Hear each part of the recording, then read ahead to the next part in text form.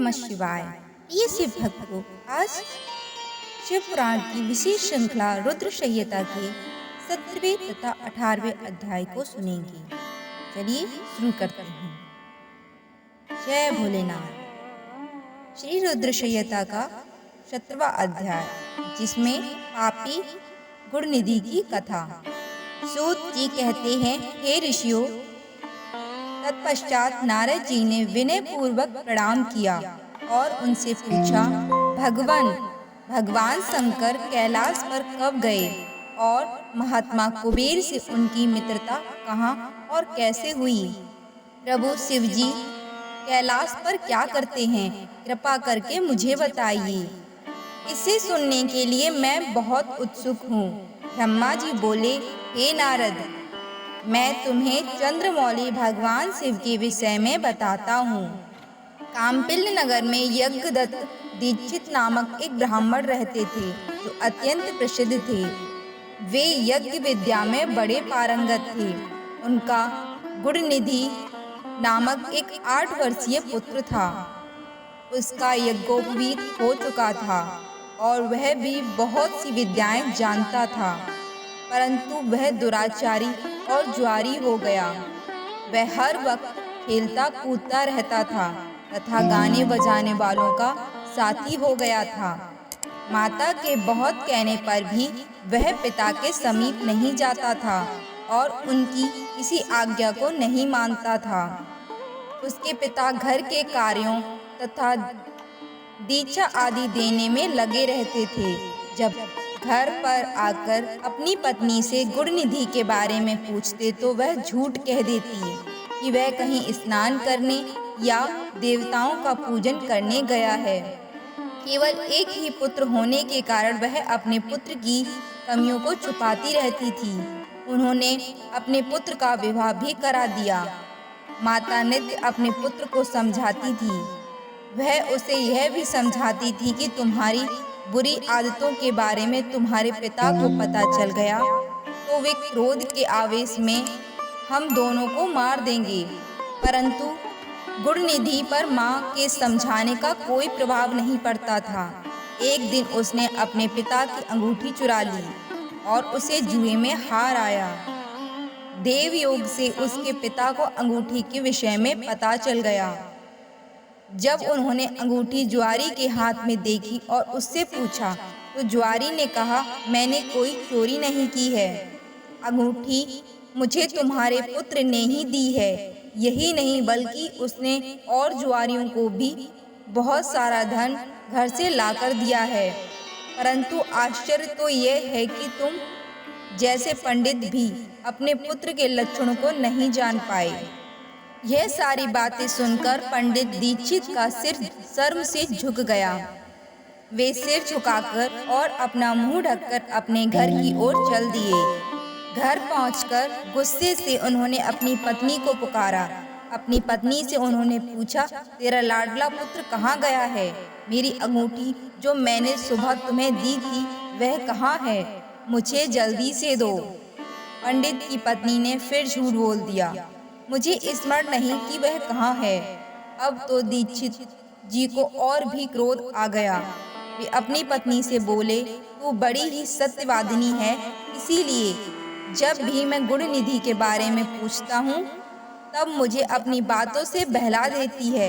यह कहकर दीक्षित जी घर के अन्य सामानों को ढूंढने लगे, किंतु उन्हें कोई वस्तु न मिली, क्योंकि वे सब वस्तुएं गुणनिधि जुए में हार चुका था। क्रोध में आकर पंडित जी ने अपनी पत्नी और पुत्र को घर से निकाल दिया और दूसरा विवाह कर लिया। हर हर महादेव।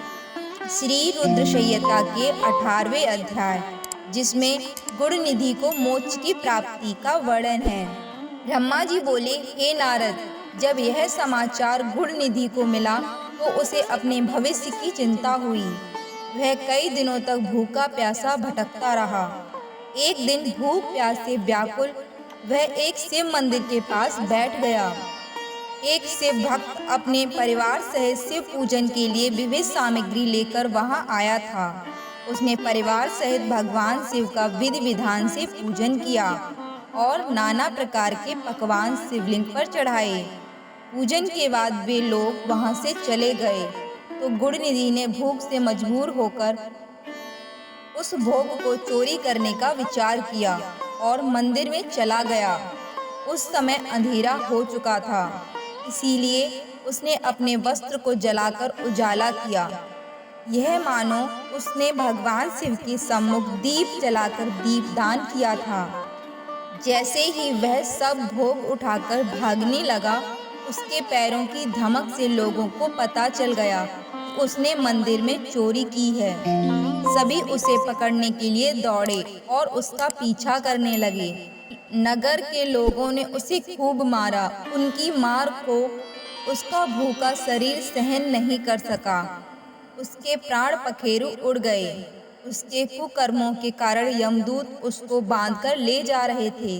तभी भगवान शिव के पार्षद वहां आ गए और गुड़निधि को यमदूतों के बंधनों से मुक्त करा दिया।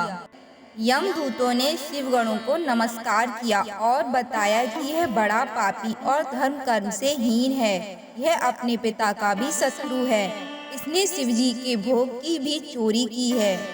इसने बहुत पाप किए हैं, इसीलिए यह यमलोक का अधिकारी है। इसे हमारे साथ जाने दें ताकि विभिन्न नरकों को यह भोग सके। तब शिवगणों ने उत्तर दिया कि निश्चय ही गुड़निधि ने बहुत से पाप कर्म किए हैं, परंतु इसने कुछ पुण्य कर्म भी किए हैं जो संख्या में कम होने पर भी पाप कर्मों को नष्ट करने वाले हैं। इसने रात्रि में अपने वस्त्र को फाड़कर शिवलिंग के समकक्ष दीपक में बत्ती डालकर उसे जलाया और दीपदान किया। इसने अपने पिता के श्रीमुख से एवं मंदिर के बाहर बैठकर शिव गुणों को सुना है और ऐसे ही और भी अनेक धर्म कर्म इसने किए हैं। इतने दिनों तक भूखा रहकर इसने व्रत किया है और शिव दर्शन तथा शिव पूजन भी अनेकों बार किया है। इसीलिए यह हमारे साथ शिवलोक को जाएगा, वहाँ कुछ दिनों तक निवास करेगा। जब इसके संपूर्ण पापों का नाश हो जाएगा तो भगवान शिव की कृपा से यह कलिंग देश का राजा बनेगा। अतः यमदूतों, तुम अपने लोक को लौट जाओ। यह सुनकर यमदूत यमलोक चले गए। उन्होंने यमराज को इस विषय में सूचना दे दी और यमराज ने इसको प्रसन्नता पूर्वक स्वीकार कर लिया। तत्पश्चात गुड़निधि नामक ब्राह्मण को लेकर शिवगण शिवलोक को चल दिए। कैलाश पर भगवान शिव और देवी उमा विराजमान थे। उसे उनके सामने लाया गया। गुड़निधि ने भगवान शिव उमा की चरण वंदना की और उनकी स्तुति की। उसने महादेव से अपने किए कर्मों के बारे में क्षमा याचना की। भगवान ने उसे क्षमा प्रदान कर दी। वहाँ शिवलोक में कुछ दिन निवास करने के बाद गुड़निधि कलिंग देश के राजा अरविंदम के पुत्र दम के रूप में विख्यात हुआ।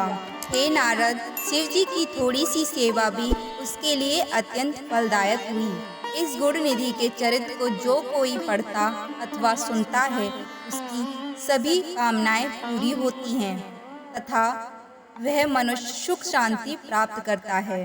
हर हर महादेव। आज हमने शिव पुराण रुद्र संहिता के प्रथम खंड 17वां तथा 18वां अध्याय सुना। अगर यह वीडियो आपको पसंद आया हो तो हमारे चैनल को सब्सक्राइब करें और लाइक करें। अपने प्रिय बंधुओं के साथ साझा करें। मिलते हैं अगले अध्याय में। तब तक के लिए हर हर महादेव।